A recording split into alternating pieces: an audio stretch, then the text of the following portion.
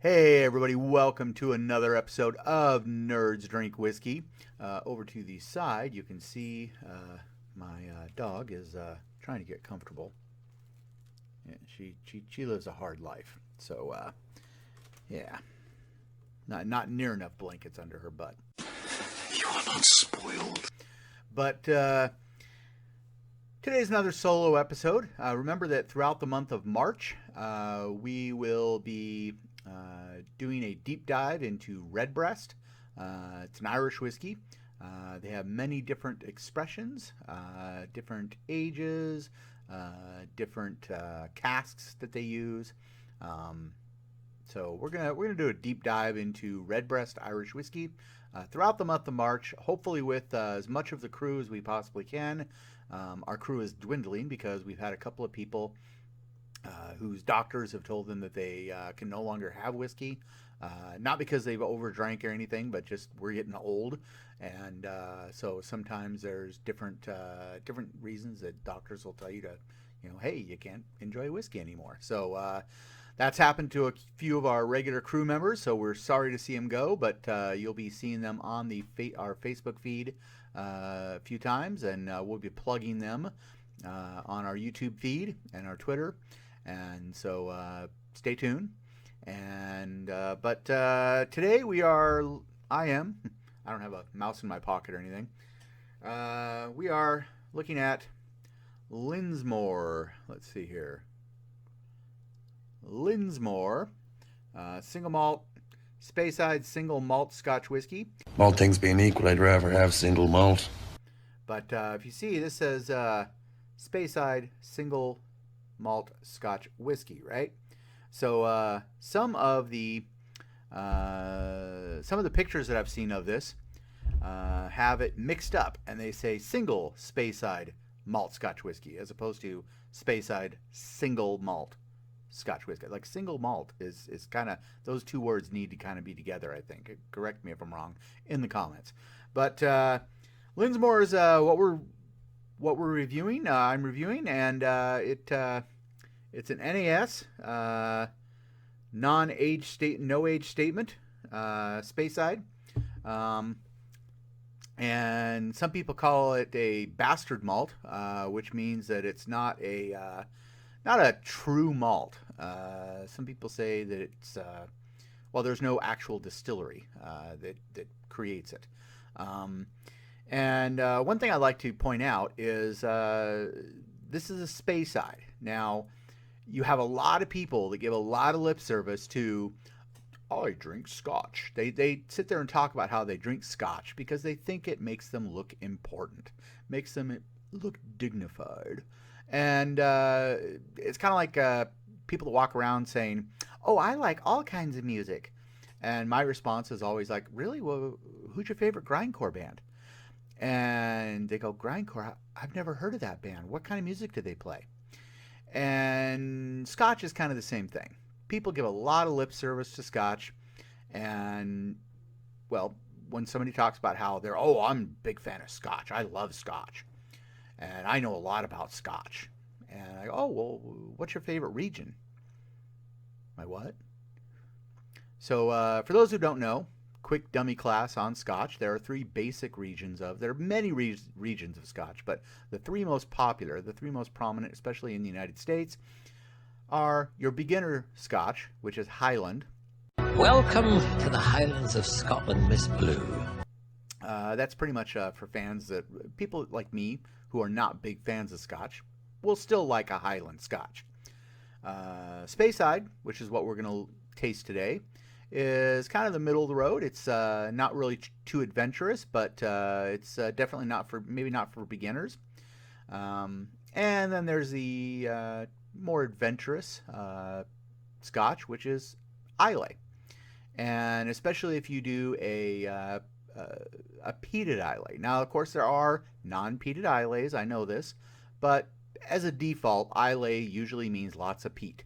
And if you do Scotch, if you do Islay's, you probably are going to have peat. And there's some that are heavily peated Islay Scotch.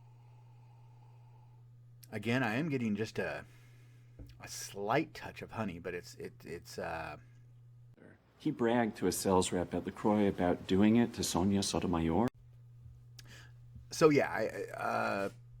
I think that as far as on the nose or tasting notes,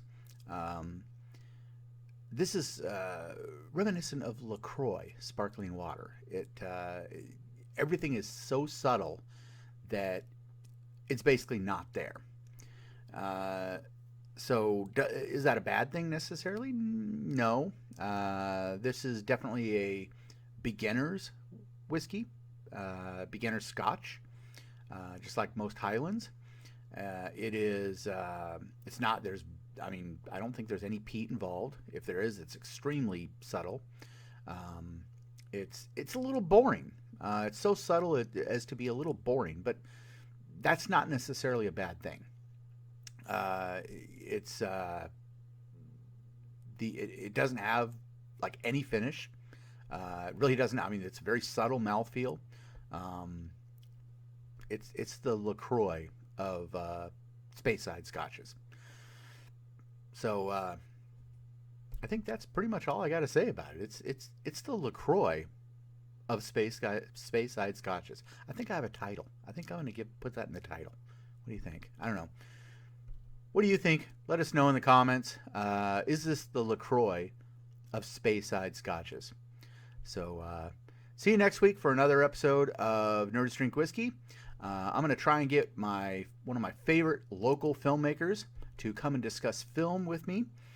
And we're going to drink, we're going to start a 2-week series on Old Grandad.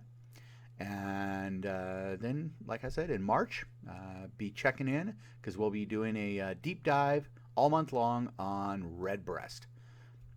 I know. Don't you pity us? Don't you feel sorry for us drinking a bunch of Redbreast? Oh, how can we? I'm in fear for my life. I mean, torture me with Redbreast. It's. See you next week.